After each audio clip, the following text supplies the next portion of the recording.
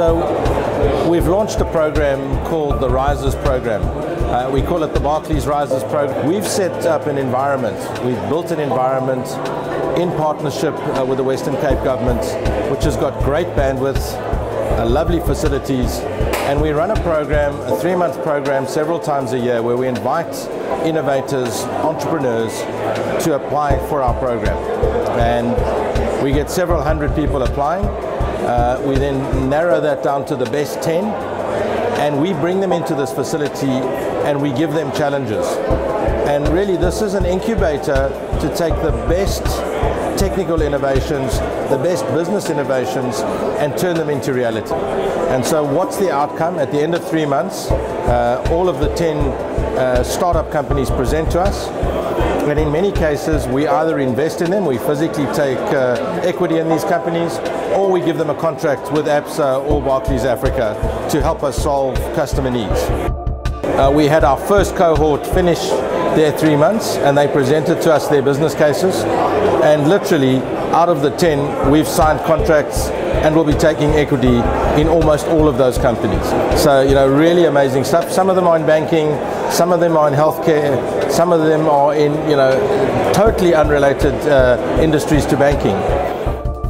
So we've ended up with very significant investment pledge being made by Barclays for us to work together on a proof of concept, which is going to be quite a bold redefining of how the bank operates and why the bank does what it does.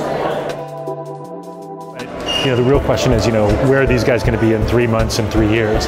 So we've taken a particular focus on ensuring that the companies that are coming through and the ideas that are coming through are not just cool, sexy, flashy, shiny, but have true sustainability.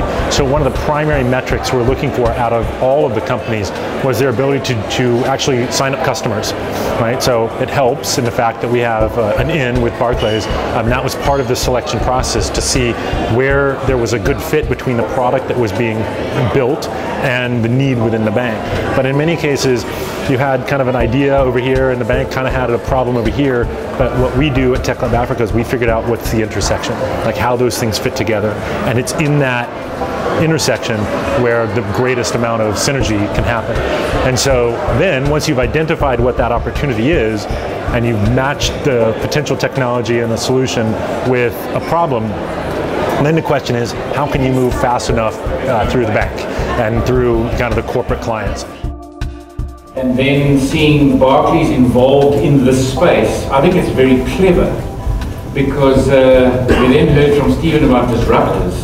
And of course, if you're a bank, I promise you, I reckon that banks are the next space in our ecosystem that need to be probably disrupted.